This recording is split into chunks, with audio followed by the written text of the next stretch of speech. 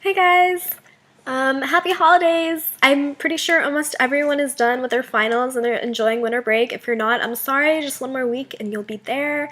Um, this is my first mini vid, yay! Well, finally. So I did a complete trial run of the question that I'm going to be answering, and the video ended up being 10 minutes, and I was just like, okay, well, maybe it was a good 10 minutes. So I went ahead and I played back the video and watched it. Was not a good 10 minutes. Let's just say it could have been a lot shorter and a lot more interesting. Anyway, okay, here's the deal with these mini vids. I'm only gonna do them when I have the house alone, like I do right now, because I don't want my family to listen to me talking to myself in front of a computer. B, I don't want to go ahead and explain why I am talking in front of a computer or broadcasting this video on YouTube. And C, I just feel a lot more comfortable when I have the house to myself and I can just go ahead and express my thoughts, like this. A lot of people, they can go ahead and do these things when they're, the rest of their family's there, but for me, I feel like my parents can always hear me, and that doesn't feel good. Anyway, okay, here's a little mini story before I start the question. So, okay, well, my sister is at basketball practice with my mom, and then my dad is not home because he went to do this whole car survey. And I was like, oh, they pay you for that. How much do you get paid? And he's like, 150. And I was like, okay, wait. So you're going in for this 2-hour car survey and you're getting paid $150. How much do you make a year? Because my dad makes like a pretty substantial amount of money, right? And I was just like, this is something that I would be doing, to get like an extra 150 bucks. Like, it actually means a lot of money to me. And he was just like, yeah, but I get to drive really expensive and cool cars. And I was just like, how old are you? I don't know, maybe it's a guy thing, but whatever. Okay, so anyway, the question that I will be answering is, what would you change if we were told with 100% certainty that God does not exist? Or, if you don't believe in God, that he does exist? Okay, I'm picking this question first because for my Dostoevsky class, the last book that we read was The Brothers Karamazov, by Fyodor Dostoevsky.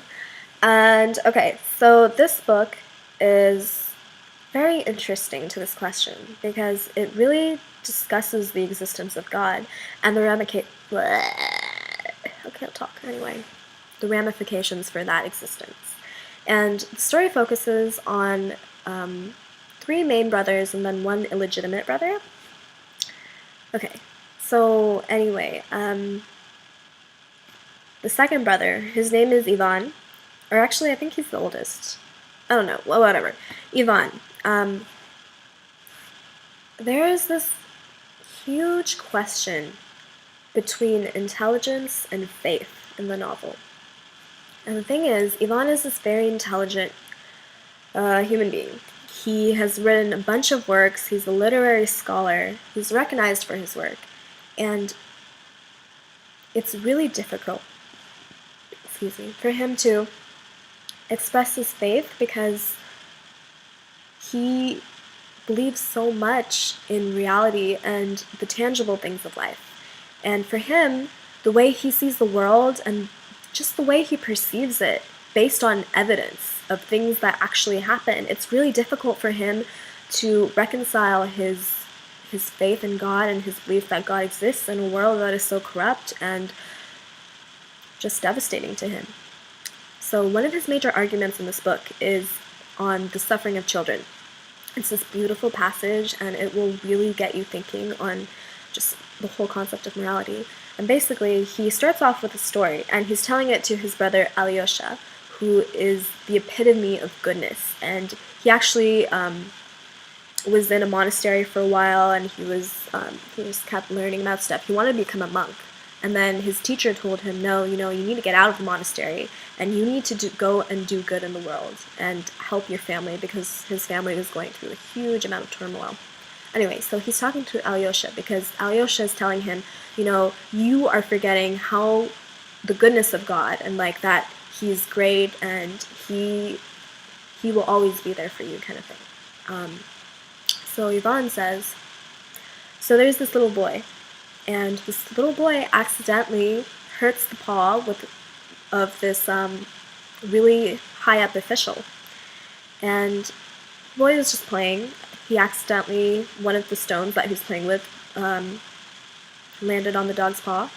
The dog got hurt, and the official came out, and he found out the little boy had done it, even on accident.